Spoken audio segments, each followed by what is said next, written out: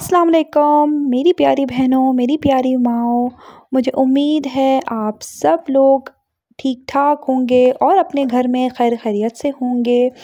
तो मेरी सुबह का आगाज़ जो है वो अर्ली मॉर्निंग हो जाता है, लाइक 10-11 बजे तक मैं उठ जाती हूँ।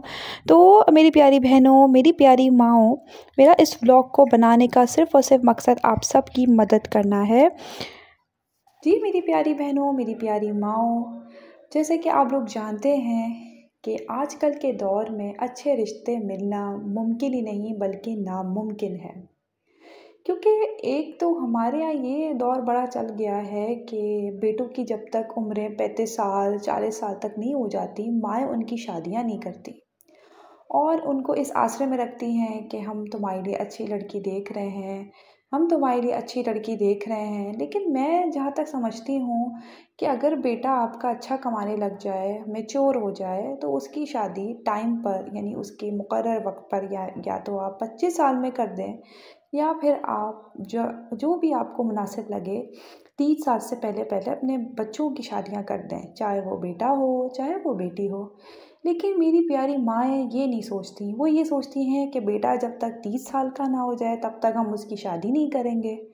तो ये तो एक बहुत ही गलत कॉन्सेप्ट आजकल के दौर में आ गया है। फिर जहाँ बेटियों की माएँ वो इतनी ज़्यादा परेशान होती हैं, वो दर-बदर मतलब मैरिज ब्यूरोज़ में अपनी बेटियों के रजिस्ट्रेशन कराती हैं, डिफरेंट मैरिज ब्यूरो से कॉन्टैक्ट करती हैं, उनसे बातें करती हैं, ताकि उनकी बेटियों के लिए एक मुनासिब रिश्ते मिल जाएँ।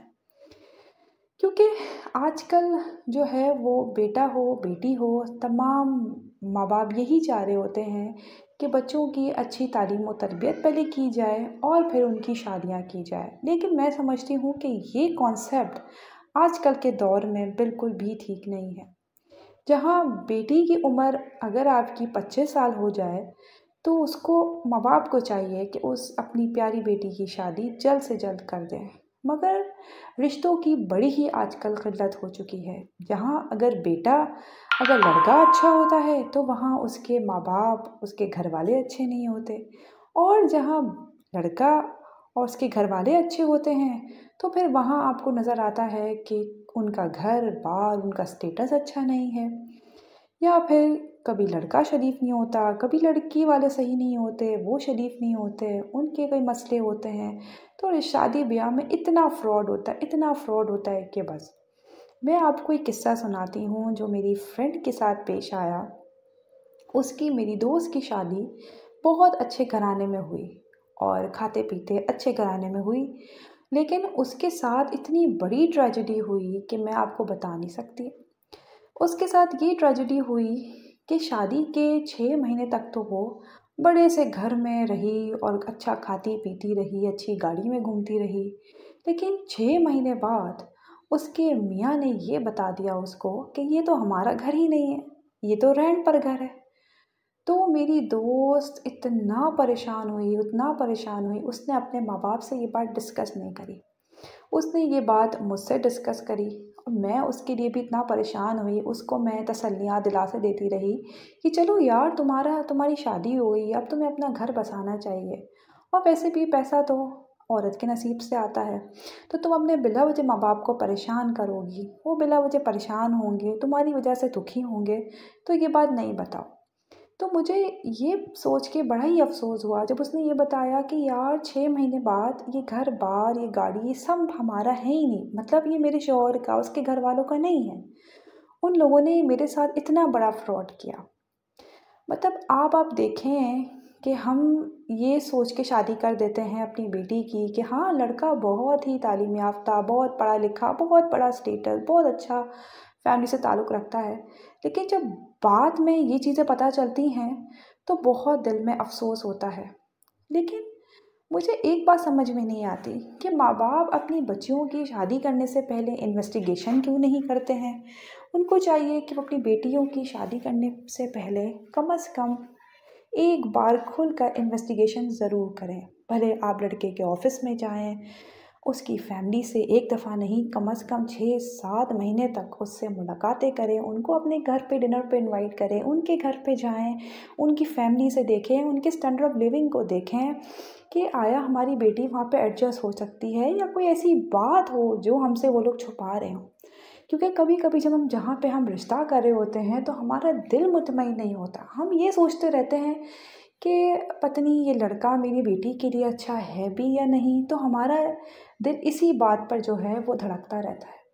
लेकिन मैं समझती हूँ कि जब तक आप फैमिली वालों के साथ नहीं रहते, अपने शौहर के साथ नहीं रहते, आपको ये कुछ समझ भी नहीं आता कि कैसे लोग हैं, कैसी फैमिली है। मगर अल्लाह अगर चाहे तो दरवाज़े खोल देता है, अच्छे रास्ते और असबाब बना देता है।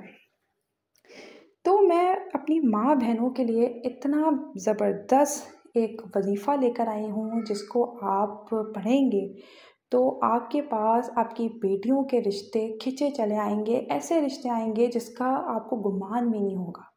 लेकिन उस वजीफ़े से पहले मेरी आपसे एक गुजारिश है कि प्लीज़ जहाँ अपनी बच्चियों की शादियाँ कर रहे हों वहाँ एटलीस्ट एक बार अपनी बेटी के लिए ही उस फैमिली का इन्वेस्टिगेशन ज़रूर कीजिए, क्योंकि ये बेटी का हक है।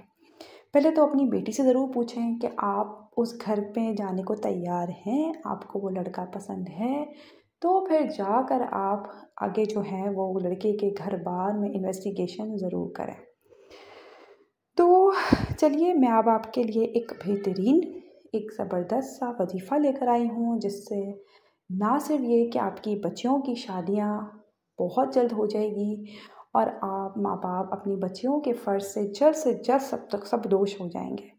तो चलिए मैं आपके लिए वजीफ़ा बताती हूँ जो मुझे मेरी नानी ने बताया था, और मैंने जिसको बताया लिटरली वो वजीफ़ा उनके लिए इतना कारआमद साबित हुआ कि 1 महीने के अंदर ही अंदर उनकी बच्चियों की शादियां हो गई और आज तक वो लोग मुझे दुआएं देते हैं।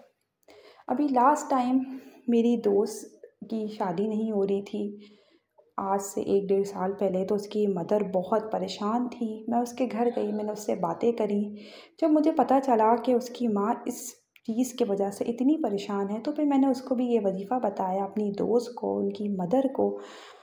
और लिटरली आप लोग यकीन नहीं करेंगे कि उसकी ना सिर्फ ये कि उसका रिश्ता इतने ज़बरदस्त घराने में हुआ, इतने अच्छे लड़के के साथ हुआ, और उनकी फैमिली में जो शादियों की वजह से बंदिशें, आजकल जो बड़ी बंदिशें हो जाती हैं, तो वो भी दूर हुई और उनके घर में जो है पैसों की फरावानी भी उस वजीफ़े से हुई और अच्छा रिश्ता भी उनकी बेटी को मिल गया। तो चलिए विदाउट वेस्टिंग फर्दर टाइम हम उस वजीफ़े के बारे में आपको बताते चलें। अच्छा, उस वजीफ़े में जैसे कि आपको मेरे व्लॉग के ऊपर नज़र आ रहा होगा, इस वजीफ़े में आप देखिए इसमें लिखा हुआ है अल्लाहुम्मा बिस्मिका कहाफ़ कितमी। ठीक है, ये छोटा सा 4 हरूफ का एक तस्बीह है। ठीक है, अगर आप इसको रोज़ाना 100 दफ़ा भी पढ़ें, अव्वल व आखिर 3 दफ़ा दुरूद शरीफ के साथ, और सारा दिन उठते बैठते इस छोटे से 4 हरूफ के तस्बीह को आप पढ़ते रहें, तो ना सिर्फ ये कि आपके घर में अच्छे से अच्छे रिश्ते आएंगे, बल्कि जो आपकी बेटी के लिए मुनासिब हैं, जो आपके बेटे के लिए कॉम्पैटिबल हैं, वही रिश्ते आएंगे।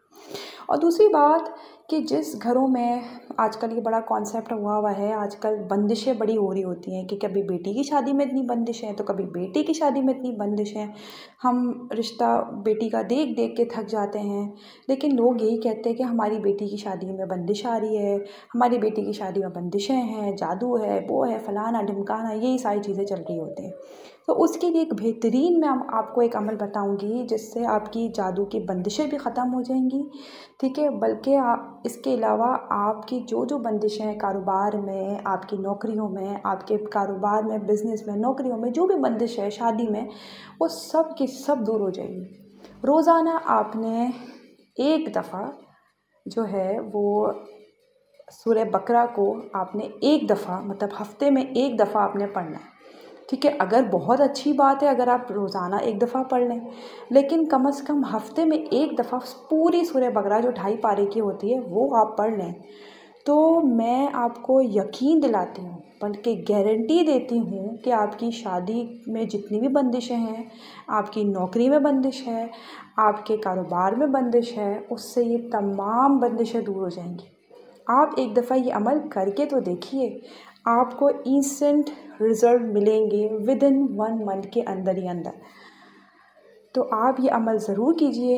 ये 2 वजीफ़े हैं, एक तो अल्लाहुम्मा बिस्मिका कहाफ़े कितमीर का, और दूसरा जो है वो सूरह बकरा को आपने हर हफ़्ते एक दफ़ा पढ़ना है।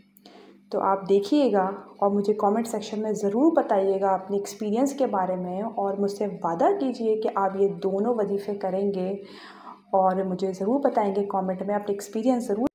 अच्छा मेरी प्यारी बहनों, मेरी प्यारी माँओं, ये वजीफ़ा मैंने अबकरी से लिया था और ये वजीफ़ा मैंने जिसको भी बताया उसको बेहद फ़ायदा हुआ और उसकी शादी विदिन 1 मंथ के अंदर ही अंदर हो गई। तो मैंने सोचा मैं अपनी प्यारी माँओं से, अपनी प्यारी बहनों से ये वज़ाइफ़ ज़रूर शेयर करूँ और उनको भी इस वजीफ़े से जो है वो फ़ायदा हासिल हो सके। तो मेरी प्यारी बहनों, मेरी प्यारी माँओं, अगर व्लॉग पसंद आए तो प्लीज़ मेरे व्लॉग को आगे ज़रूर शेयर करिएगा ताकि आगे भी लोगों को इस वजीफ़े से फ़ायदा हो सके। तो अब मैं आप लोगों के साथ नेक्स्ट व्लॉग में मिलूँगी, जब तक के लिए अल्लाह हाफ़िज़।